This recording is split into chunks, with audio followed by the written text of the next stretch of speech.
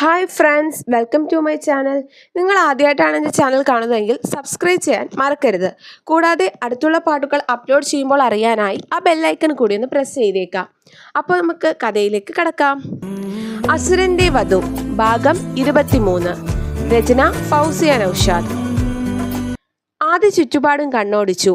താഴെ കിടക്കാമെന്ന് വെച്ചാൽ സ്ഥലമില്ല. പിന്നെ ആകെ ആശ്രയം ആ ബെഡ് മാത്രമാണ്. അവ രണ്ടു കൽപ്പിച്ച് കണ്ണടച്ച് ബെഡിൽ കിടന്നു. പെട്ടെന്ന് അവൻ്റെ മുഖത്തേക്ക് വെള്ളത്തുള്ളികൾ തെറിച്ചു വീണു. അവൻ കണ്ണു തുറന്നു നോക്കിയതും ഒരു മൂലയ്ക്ക് നിന്ന് മുടി കുടയുന്ന കൃഷ്ണ. അവൻ ഇമചിമ്മാതെ അവളെ നോക്കി. ഒരു കോട്ടൺ റെഡ് ചുരിദാറാണ് അവളുടെ വേഷം. അവളുടെ മുഖത്ത് വെള്ളത്തുള്ളികൾ പറ്റിയിരിപ്പുണ്ട്. നോക്കാതിരിക്കാൻ ശ്രമിച്ചെങ്കിലും അവന് സാധിച്ചില്ല. അവൾ മുടി അഴിച്ചിട്ടുകൊണ്ട് തന്നെ കിടക്കാനായി ബെഡിലേക്ക് വന്നു. വേറെ എവിടെയാ കിടക്ക? സ്ഥലവുമില്ലല്ലോ. അവൾ മടിയോടെ ആദിയുടെ അടുത്ത് കിടന്നു. രണ്ടുപേർക്ക് കഷ്ടിച്ച് കിടക്കാനേ കഴിയുമായിരുന്നുള്ളൂ. അതുകൊണ്ട് തന്നെ അവൻ്റെ ശരീരത്തോട് അവളുടെ ശരീരം ചേർന്നു. കണ്ണടച്ചു കിടക്കുമ്പോഴും അവളുടെ ശരീരത്തിലെ തണുപ്പ് അവൻ്റെ ശരീരത്തിലേക്കും പടർന്നു. അവൻ അറിയാതെ അവളെ നോക്കി. കൃഷ്ണ നിഷ്കളങ്കമായി അവനെ നോക്കി.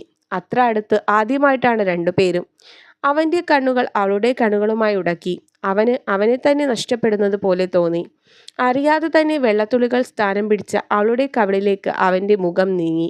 അവിടെ മെല്ലെ അവൻ അധരങ്ങൾ അമർത്തി. അവിടെ നിന്നും അതവളുടെ അധരങ്ങളിലെത്തി. അവൻ അവിടെ അമർത്തി ചുംബിച്ചു. അവൻ്റെ ആ ഒരു പ്രതികരണത്തിൽ കൃഷ്ണ ശരിക്കും ഞെട്ടിപ്പോയിരുന്നു. രണ്ട് കണ്ണും തള്ളി അവനെ നോക്കുന്ന കൃഷ്ണയെ കണ്ടപ്പോഴാണ് അവൻ്റെ സ്വബോധയം വീണ് കിട്ടത്. ചെയ്തു പോയ അബദ്ധമോർത്ത് അവന് വല്ലാതെ ലജ്ജ തോന്നി. കൃഷ്ണയ്ക്കാണെങ്കിലോ ലജ്ജയും സന്തോഷവും ഒക്കെ കൂടിക്കലർന്ന ഒരവസ്ഥ. ആദ്യ അബദ്ധമോർത്ത് നാക്ക് കടിച്ചു. കൃഷ്ണ അവനെ നോക്കാതെ മുഖം മാറ്റി. ആദിക്ക് പിന്നെ അവിടെ നിൽക്കണമെന്നേ ഉണ്ടായിരുന്നില്ല. പക്ഷേ വേറെ വഴിയില്ലാത്തത് കൊണ്ട് അവൻ തിരിഞ്ഞ് അവളെ നോക്കാതെ അവിടെ തന്നെ കിടന്നു. കൃഷ്ണയും തിരിഞ്ഞു കിടന്നു. അവളുടെ മുഖത്ത് പുഞ്ചിരി തെളിഞ്ഞു നിന്നു. കഴിഞ്ഞതൊരു സ്വപ്നം പോലെ തോന്നി. ആകെ ഒരു കുളിർ. ആദിയുടെ ആദ്യ ചുംബനം. അതിൻ്റെ നിർവൃതി അവളുടെ മുഖത്ത് നിറഞ്ഞു നിന്നു. അങ്ങനെ ഒരു നീക്കം അവൾ തീരെ പ്രതീക്ഷിച്ചിരുന്നില്ല. ഇഷ്ടമില്ലാത്ത ഒരാളോട് എങ്ങനെയാ ഇങ്ങനെ ചെയ്യാൻ പറ്റുന്നത്? അപ്പോൾ ആദിയേട്ടൻ്റെ മനസ്സിലെവിടെയോ ഞാനുണ്ട്, എന്നോട് ഫീലിങ്സുമുണ്ട്. ഈ സമയം ആദി എന്ത് വേണമെന്നറിയാത്ത അവസ്ഥ. അവന് വല്ലാത്ത ലജ്ജ തോന്നി. എന്താ കാണിച്ചു വെച്ചത്? കൃഷ്ണയുടെ നിഷ്കളങ്കമായ മുഖവും കാച്ചിയ എണ്ണയുടെ സുഗന്ധവും ഈറൻ മുടിയുമെല്ലാം കുറച്ചു സമയത്തേക്ക് നാഡീനരമ്പുകളിൽ പടർന്നിരുന്നു. അറിയാതെ തന്നെയാണ് എല്ലാം സംഭവിച്ചത്. എന്നാലും അങ്ങനെ ആലോചിച്ച് രണ്ടുപേരും ഉറങ്ങിപ്പോയി. ആദിയാണ് ആദ്യം ഉണർന്നത്. അവൻ കണ്ണു തുറന്നു ചുറ്റുപാട് നോക്കി. ശാന്തമായി ഉറങ്ങുന്ന കൃഷ്ണയുടെ മുഖമാണ് അവൻ കണ്ടത്. കൃഷ്ണയുടെ കൈ അവൻ്റെ ദേഹത്തായിരുന്നു. അവൾ അവനെ ചുറ്റിപ്പിടിച്ചിരുന്നു. അവൻ്റെ നെഞ്ചോട് ചേർന്ന ഒരു പൂച്ചക്കുഞ്ഞിനെ പോലെ ശാന്തമായി ഉറങ്ങുകയാണ് അവൾ. അവൻ അവളെ തന്നെ നോക്കി. അവളുടെ മുടിയിഴകൾ പാറിപ്പറന്ന് കിടപ്പുണ്ട്. ഉറക്കത്തിൽ ബോധമില്ലാതെ ആണെന്ന് അവന് മനസ്സിലായി. അവളൊരു ബോധവുമില്ലാതെ ഉറങ്ങുകയാണ്. ആദിക്ക് അവളോട് വാത്സല്യം തോന്നി. അവൻ അവളെ ഉണർത്താതെ മെല്ലെ നെറ്റിയിൽ വീണുകിടന്ന മുടിയിഴകൾ ഒതുക്കി വെച്ചു. അവളെ തന്നെ നോക്കി അങ്ങനെ കിടന്നു. അവൻ അറിയാതെ അവൻ്റെ ചുണ്ടിലൊരു പുഞ്ചിരി വിടർന്നു. കൃഷ്ണ കണ്ണു തുറന്നതും മനോഹരമായ രണ്ട് കണ്ണുകളാണ് അവൾ കണ്ടത്. ആദ്യം കാര്യം മനസ്സിലായില്ലെങ്കിലും പിന്നീട് ആദിയോട് ചേർന്നാണ് കിടക്കുന്നതെന്ന് അവൾക്ക് ബോധ്യമായി.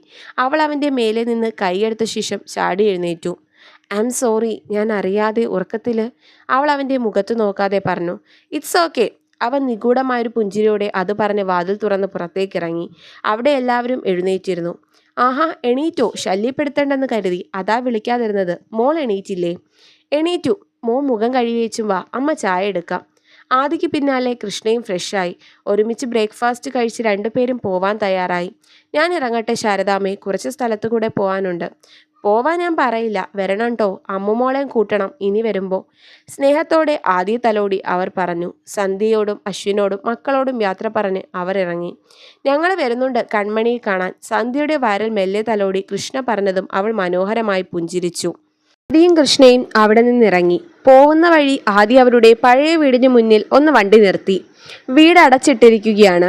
അവൻ അവിടെ 2 നിമിഷം നോക്കിയിരുന്ന ശേഷം കാറ് വീണ്ടും ഡ്രൈവ് ചെയ്തു. കൃഷ്ണപുരം ഗ്രാമത്തിന്റെ സൗന്ദര്യം ആസ്വദിച്ച് കൃഷ്ണ പുറത്തേക്ക് കണ്ണു നട്ടിരുന്നു. ഗാഥ, ആദിയുടെ വിളി കേട്ട് അവൾ അവനെ തലയുയർത്തി നോക്കി. അതാരാണെന്ന് ഞാൻ നീ പറഞ്ഞു തരേണ്ടല്ലോ അല്ലേ?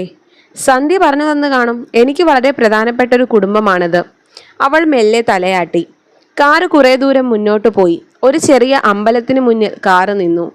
ആദി കൃഷ്ണയെയും കൂട്ടി അതിനകത്തേക്ക് കയറി. പ്രാർത്ഥിച്ച് തിരികെയിറങ്ങുമ്പോൾ ആദിയുടെ മുഖത്ത് ഒരു ശാന്തത. ഇനി എവിടേക്കാണ് പോകുന്നതെന്ന് അവൾ ചോദിച്ചില്ല. കുറെ ദൂരം മുന്നോട്ട് പോയി കാർ ഒരു 2 നില കെട്ടിടത്തിന് മുന്നിൽ നിന്നു. വിശാലമായ മുറ്റം പലതരം ചെടികൾ കൊണ്ട് അലങ്കരിച്ചിട്ടുണ്ട്. നിറയെ മരങ്ങൾ ഉണ്ടായതുകൊണ്ട് തന്നെ തണൽ പരന്നിരുന്നു. അവൾ അവിടെ മാകെ കണ്ണോടിച്ചു. അവിടെ ആരാണെന്ന് അവൾക്ക് മനസ്സിലായില്ല. അവൾ കാറിൽ തന്നെ ഇരുന്നു. ആദി വന്ന് ഡോർ തുറന്നു. വാ, ഇറങ്ങ്. അവൾ അവനെ ഒന്ന് നോക്കിയ ശേഷം പുറത്തേക്കിറങ്ങി. കാറ് വന്നു നിന്ന് ശബ്ദം കേട്ട് ഒരു പെൺകുട്ടി പുറത്തേക്ക് വന്നു.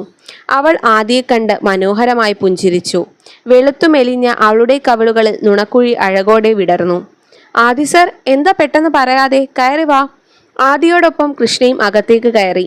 അവൾ ആ വലിയ വീടിന്റെ ഭംഗി നോക്കുകയായിരുന്നു. മനോഹരമായ സിറ്റ് ഔട്ട്, വിശാലമായ ഹാൾ, ചുവരുകളിൽ കൊത്തുപണികൾ ചെയ്തിട്ടുണ്ട്. സർ, ഇത്? അവൾ അത്ഭുതത്തോടെ കൃഷ്ണയെ നോക്കി. My wife, Krishnagatha.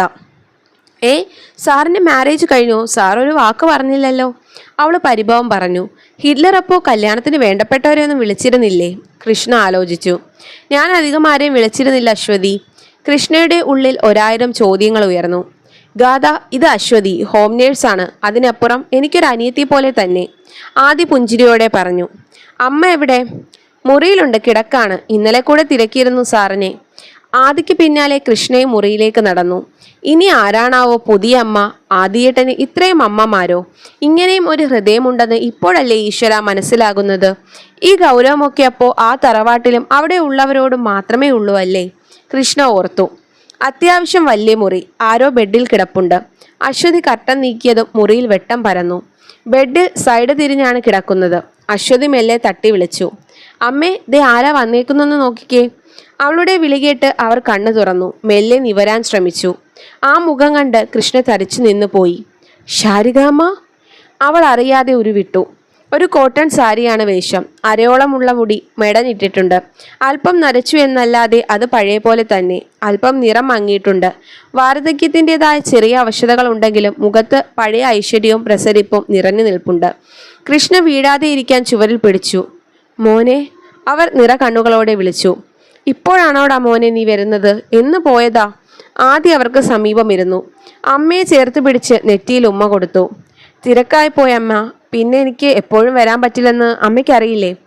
അമ്മയ്ക്കറിയാടാ കണ്ണ. എന്നാലും അമ്മയുടെ വിഷമം കൊണ്ട് പറഞ്ഞതാ. അവന്റെ മുടിയിഴകളിൽ തലോടി അവർ പറഞ്ഞു. അപ്പോഴാണ് അവരൊരു വശത്തേക്ക് മാറി നിൽക്കുന്ന കൃഷ്ണയെ കണ്ടത്. അവരുടെ കണ്ണുകൾ വിടർന്നു. ഇങ്ങ് വാ മോളെ. അവർ അവളെ അരികിലേക്ക് വിളിച്ചു. കൃഷ്ണയുടെ നടുക്കം ഇപ്പോഴും മാറിയിട്ടില്ല. അവൾ അവരുടെ അടുത്തു ചെന്നു. അവരുടെ കാല് തൊട്ട് വന്ദിച്ചു. നന്നായി വരുമോളെ. അമ്മയുടെ എല്ലാ അനുഗ്രഹവും നിങ്ങൾക്ക് രണ്ടാൾക്കും എപ്പോഴും ഉണ്ട്. അവളെ പിടിച്ചടുത്തിരുത്തി. എന്താ കുട്ടിയുടെ പേര്? കൃഷ്ണഗാഥ. നല്ല പേര്. പേര് പോലെ തന്നെ ഐശ്വര്യമുള്ള മോള്. നീ പറഞ്ഞെങ്കിലും ഇങ്ങനെയൊന്നും ഞാൻ പ്രതീക്ഷിച്ചില്ല കണ്ണ. ശരിക്കും സുന്ദരി തന്നെയാ മോള്, ദേവിയെ പോലെ. കൃഷ്ണ പുഞ്ചിരിച്ചു. രണ്ടാളും വാ, ഊണ് കഴിക്കാം. ബാക്കി സംസാരമൊക്കെ പിന്നെ. അമ്മ ഉത്സാഹത്തോടെ എഴുന്നേറ്റു. അമ്മ എഴുന്നേക്കണ്ട, കിടന്നോ, കൃഷ്ണ പറഞ്ഞു. BP ഹൈ ആയിരുന്നു സാർ. ഇപ്പോൾ മരുന്ന് കഴിച്ചിട്ട് കിടക്കുകയായിരുന്നു. അതൊക്കെ ശരിയാവും. നീ പോടി പെണ്ണെ. ശാരിക കൃഷ്ണയുടെ കയ്യിൽ പിടിച്ച് ഹാളിലേക്ക് വന്നു. കയ്യിൽ കിടന്ന ഒരു വള ഊരി കൃഷ്ണയുടെ കയ്യിലിട്ടു. അയ്യോ, എന്താ അമ്മ ഇത്? ഇതൊന്നും വേണ്ട. ഇത് അമ്മയുടെ ഒരു സന്തോഷത്തിനാ മോളെ. കിടക്കട്ടെ. കല്യാണത്തിനോ എനിക്ക് വരാൻ പറ്റിയില്ല. മോന്റെ കല്യാണം എൻ്റെ വലിയ ആഗ്രഹമായിരുന്നു. പക്ഷേ കഴിഞ്ഞില്ല. പോട്ടെ, നിങ്ങൾ വന്നല്ലോ, അത് മതി. നിങ്ങൾ ഫ്രഷായി വാ മക്കളെ. അപ്പോഴേക്കും ഞങ്ങൾ ഊണ് റെഡിയാക്കാം. ആദ്യ കൃഷ്ണയും കൂട്ടി മുറിയിലേക്ക് വന്നു. ബാഗൊക്കെ എടുത്തു വെച്ച് അവൻ സ്വസ്ഥമായി ബെഡിലിരുന്നു. കൃഷ്ണ ഇപ്പോഴും അതേ നടുക്കത്തിലാണ്. അവൾ ബെഡിലിരുന്നു. അതെ, എന്താ ഇതിൻ്റെയൊക്കെ അർത്ഥം? കൃഷ്ണ ദേഷ്യത്തോടെ ആദ്യം നോക്കി. എന്തിൻ്റെ അർത്ഥം? അതും ഞാൻ പറഞ്ഞു തരണോ? ഇവിടെ കണ്ടതിൻ്റെയൊക്കെ അർത്ഥം എന്താ? ശാരികാമ്മ ജീവനോടെ ഇല്ല എന്ന് പറഞ്ഞിട്ട് ഞാൻ പറഞ്ഞോ നിന്നോട്? വല്ലവരും പറയുന്നത് നീ എന്തിനാടി വിശ്വസിക്കുന്നത്? ഞാൻ നിന്നോട് പറഞ്ഞു എൻ്റെ അമ്മ മരിച്ചെന്ന്. ഇതുകൊണ്ട് തന്നെയാ ഒരാളും അവിടെ എൻ്റെ അമ്മയുടെ പേര് പറയരുതെന്ന് ഞാൻ വാശി പിടിക്കുന്നത്. വല്ലവരും അല്ല, നിങ്ങളുടെ പെങ്ങൾ തന്നെ എന്നോട് പറഞ്ഞത്, അച്ഛനും. എന്നിട്ട് അമ്മ ഇവിടെ. എനിക്കൊന്നും മനസ്സിലാവുന്നില്ല. ദേ ഗാഥ, ഒരു കാര്യം വരുന്നതിന് മുന്നേ ഞാൻ നിന്നോട് പറഞ്ഞു. ഇവിടെ കാണുന്നത് നീ അവിടെ ആരോടും പറയാനും പാടില്ല. അതേപോലെ ഇതിൻ്റെ വിശദീകരണവും നിനക്ക് കിട്ടാൻ പോകുന്നില്ല. ഇപ്പോൾ നീ ഒന്നു മാത്രം അറിഞ്ഞാൽ മതി. ശാരികാമ്മ, അതായത് എൻ്റെ അമ്മ, ജീവനോടെ ഉണ്ട്. ഇപ്പോൾ എൻ്റെ കുടുംബത്തിൽ ഞാനല്ലാതെ ഇതറിയുന്ന മറ്റൊരാൾ നീയാണ്. അതുകൂടെ ഓർമ്മ വേണം. ഞാനെന്താ നിങ്ങളുടെ ഭാര്യയല്ലേ? ഞാൻ അറിഞ്ഞാൽ എന്താ ഇതിൻ്റെ സത്യാവസ്ഥ? അമ്മയോട് തന്നെ ചോദിക്കാം. ഡി, അമ്മയോടൊരക്ഷരം ഇതിനെക്കുറിച്ച് മിണ്ടരുത്. പഴയതൊന്നും അമ്മയ്ക്ക് ഓർമ്മയില്ല. അതൊന്നും നീ ഓർമ്മിപ്പിക്കാനും പാടില്ല. ഇപ്പോൾ അമ്മയ്ക്ക് അറിയുന്നത് എന്നെ നിന്നെയും മാത്രമാ. അതങ്ങനെ ഇരുന്നോട്ടെ. ആദ്യം അത് പറഞ്ഞ ഡ്രസ്സ് എടുത്ത് കുളിക്കാൻ കയറി.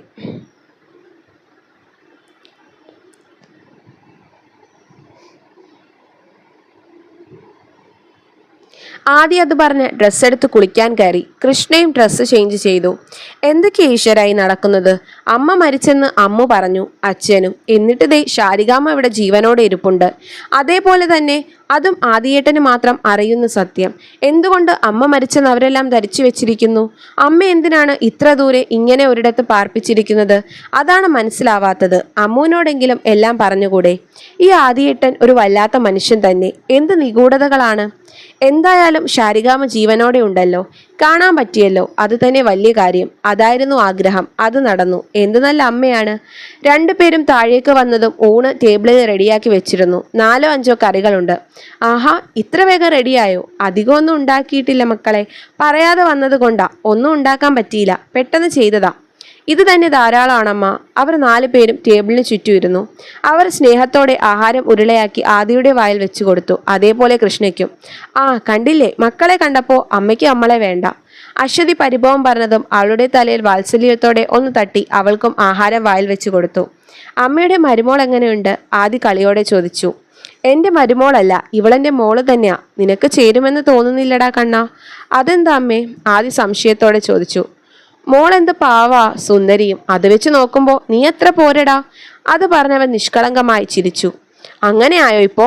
മോളെ കിട്ടിയപ്പോ ഞാൻ ആരായി? എന്നെപ്പോലെ ഒരു ഭർത്താവിനെ കിട്ടാൻ ഇവൾ വല്ല പുണ്യം ചെയ്തിട്ടുണ്ടാവും. തള്ളല്ലേ ആദ്യേട്ടാ. അമ്മയ്ക്കറിയോ, ഇതമ്മയുടെ നിഷ്കളങ്ക മോനല്ല, ഹിറ്റ്ലർ. അതെന്താടി മോളെ അങ്ങനെ? അവർ പുഞ്ചിരിയോടെ നോക്കിയതും ആദ്യം അവളെ നോക്കി കണ്ണുരുട്ടി. അതില്ലേ അമ്മ, ആദ്യേട്ടൻ എന്നോട് ഭയങ്കര ദേഷ്യ. സ്നേഹം തീരെയില്ല, എപ്പോഴും ഗൗരവം. ആണോടാ? ആദ്യം നോക്കി അമ്മ ചോദിച്ചു. ഏയ് ഇല്ല അമ്മ, കള്ളം. എനിക്ക് അവളോട് നല്ല സ്നേഹ, അല്ലേ ഗാദേ? അമ്മ കാണാതെ ആദി കൃഷ്ണയെ തുറച്ചു നോക്കി. അല്ല അമ്മേ, കള്ളം. എന്നോട് ഭയങ്കര ദേഷ്യ. അവന്റെ നോട്ടം കാര്യമാക്കാതെ അവൾ പറഞ്ഞു. ശാരിക ആദിയുടെ ചെവിയിൽ പിടിച്ചു. എന്താടാ കണ്ണ, നിന്നെ ഞാൻ ഇങ്ങനെയാണോ വളർത്തിയത്? പെൺകുട്ടികളോട് എങ്ങനെ പെരുമാറണമെന്ന് നിനക്കറിയില്ലേ? അതും സ്വന്തം ഭാര്യയോട്. നിനക്കെന്താ മോളോട് സ്നേഹമില്ലാത്തത്? വിടമ്മ. വേദനിക്കുന്നുണ്ട്. അവർ കൈയെടുത്തു. ഇവള് നിന്റെ ഭാഗ്യാടാ മോനെ. നല്ല കുട്ടിയാ. ഇവളെ നീയും സ്നേഹിക്കണം, പൊന്നു പോലെ നോക്കണം.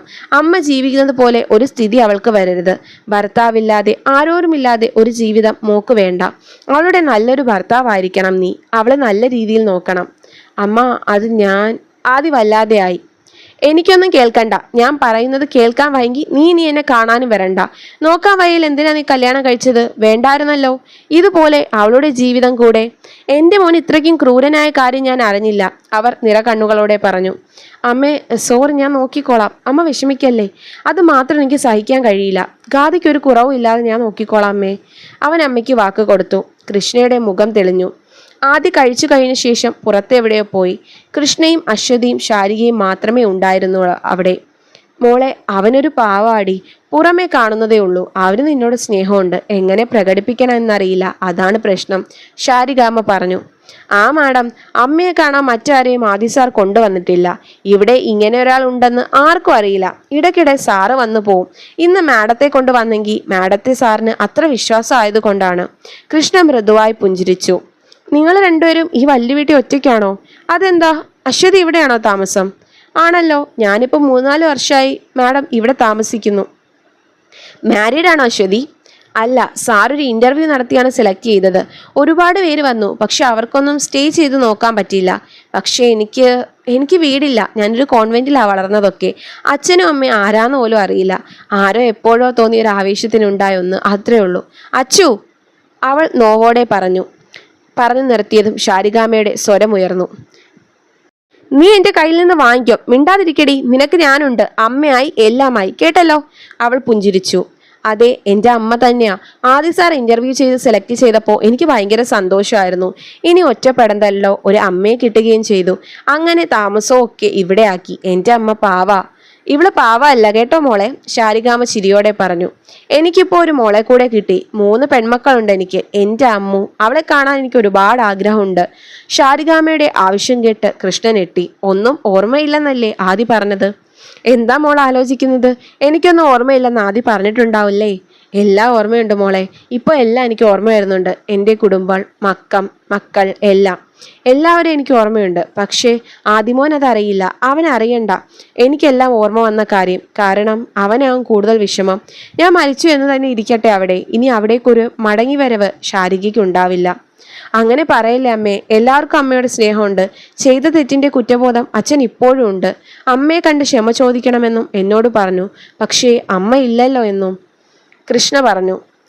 വേണ്ട മോളെ, എനിക്ക് വയ്യ ഇനി ആരെയും കാണാൻ. അത്രയ്ക്ക് എൻ്റെ ഹൃദയം തകർത്ത മനുഷ്യനാണത്. ഇപ്പോഴും അത് ഓർക്കുമ്പോൾ എനിക്ക് നീറ്റല. ഒരാളും അങ്ങനെ ചെയ്യാൻ പാടില്ല. ജീവനതുല്യം സ്നേഹിക്കുകയും വിശ്വസിക്കുകയും ചെയ്യുന്ന ഒരാളോട് എനിക്ക് കാണണ്ട. എൻ്റെ ഹൃദയത്തിലെ മുറിവുണങ്ങി. പക്ഷേ പാടിപ്പോഴും ഉണ്ട്. ദേഷ്യമില്ല ആരോടും. അത് പറഞ്ഞപ്പോൾ ശാരികാമ്മയുടെ ശരീരം വിറയ്ക്കാൻ തുടങ്ങി. അയ്യോ അമ്മേ, വാ കിടക്കാം. അശ്വതി അവരെ കൂട്ടിക്കൊണ്ട് മുറിയിലേക്ക് പോയി. അവൾ അമ്മയെ കിടത്തിയ ശേഷം തിരികെ വന്നു. അമ്മ ഒന്നും ഓർക്കാതിരിക്കുന്നതാ മാഡം നല്ലത്. അമ്മ കുഴഞ്ഞു വീഴും. ഒരു വലിയ ഷോക്കിൽ നിന്നാ പുറത്തു വന്നത്. എന്ത് ഷോക്ക്? എന്താണെന്ന് എനിക്കറിയില്ല. ഞാൻ ആദ്യം വരുന്ന സമയം അമ്മയുടെ സമനില തെറ്റിയിരുന്നു. ഒന്നും ഓർമ്മയുണ്ടായിരുന്നില്ല. കുറേ സമയമെടുത്താണ് ഇന്ന് ഈ നിലയിൽ കൊണ്ടെത്തിച്ചത്. സാറ് കഴിഞ്ഞ തവണ വരുമ്പോഴും അമ്മയ്ക്കെല്ലാം ഓർമ്മ വന്നിരുന്നില്ല. ഇപ്പോഴാണ് പൂർണ്ണമായും ഓർമ്മ തിരികെ കിട്ടിയത്. അപ്പോഴേക്കും ആദി വന്നിരുന്നു. കയ്യിൽ കുറേ പാക്കറ്റ്സ് ഉണ്ടായിരുന്നു. അതവൻ അശ്വതിക്ക് നീട്ടി. ഇത് കുറച്ച് ഡ്രസ്സാണ് അമ്മയ്ക്കും നിനക്കുള്ളത്. ബാക്കി നമുക്ക് എല്ലാവർക്കും കൂടി പോയി എടുക്കാം. ഓക്കെ? Thank you sir. അവളത് സന്തോഷത്തോടെ വാങ്ങി. അമ്മ എവിടെ? കിടക്കുന്നു സാർ. ഇനി വിളിക്കണ്ട, കിടന്നോട്ടെ. ആദ്യ സിറ്റ് ഔട്ടിലേക്ക് ഇറങ്ങിയതും കൃഷ്ണയും ഒപ്പം ഇറങ്ങി. അവൻ സമീപം ഒരു കസേരയിലിരുന്നു. അമ്മ പറഞ്ഞതൊക്കെ കേട്ടല്ലോ അല്ലേ? അവൾ നിഗൂഢമായൊരു ചിരിയോടെ പറഞ്ഞു. തുടരും. അപ്പോൾ നിങ്ങൾക്ക് എൻ്റെ കഥ ഇഷ്ടമായെങ്കിൽ ലൈക്ക് ചെയ്യാനും ഷെയർ ചെയ്യാനും കമൻറ്റ് ചെയ്യാനും മറക്കണ്ട. നന്ദി.